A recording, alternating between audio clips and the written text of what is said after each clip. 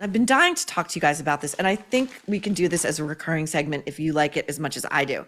One of my favorite hate reads over the weekend is to go into the New York Times, the magazine, the style section, even the work section. They have like no shortage of advice columns, and everybody who's writing these advice columns, they're terrible at their job because A, they are fucking earnest, they are all woke, and they are stupid, okay? And so are the questions. So this one, recently in The Ethicist in the New York Times Magazine.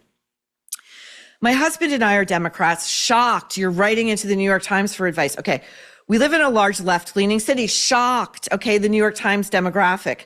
Considering the current political climate in the United States and deepening concerns that it will only get worse, Code for Trump is destroying democracy and it's going to be a Last of Us scenario. My husband wants to purchase a gun for safety reasons. I think guns are evil. Should I go against my own beliefs? Now, this reminds me of, I was listening to this podcast a few months ago, and it's hosted by these two women, and one's in New York and one's on the West Coast in LA.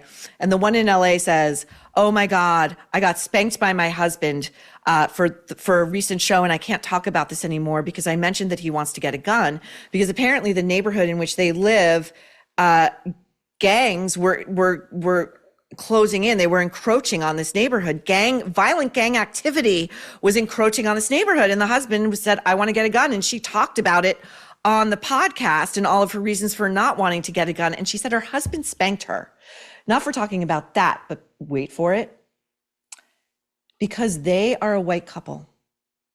They have white privilege and they can't talk about gangs or gang violence or the kind of gang violence that is making them feel so unsafe in their home. And they have a child that the husband wants to get a gun. So she can't talk about that because, you know, you have to be Black or a minority to talk about gangs and gang violence, which isn't that also racist? Like, are you saying only Blacks and minorities belong to gangs? Okay. Anyway, this piece of advice is, you know, for shit. It's like, he says, even if there is like an apocalyptic scenario floating in your heads where like bad guys roam a collapsed society, even then, I doubt that a firearm would help. Like, I think a firearm would help. Okay. Another question. I see many older Northern Europeans retiring to countries like Portugal or Mexico.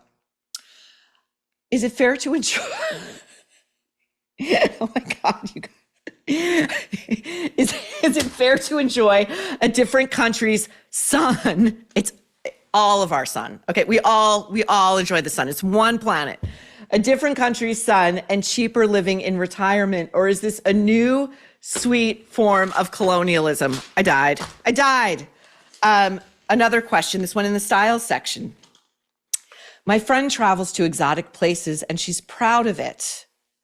But when she works her travels into group texts, it sounds as if she is gloating.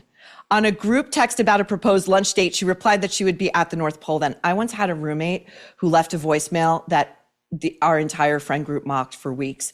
Her outgoing voicemail, this was before cell phones, was, I'm in Asia for the next 3 weeks. We were all like, okay, fine, you're a fucking asshole. Okay.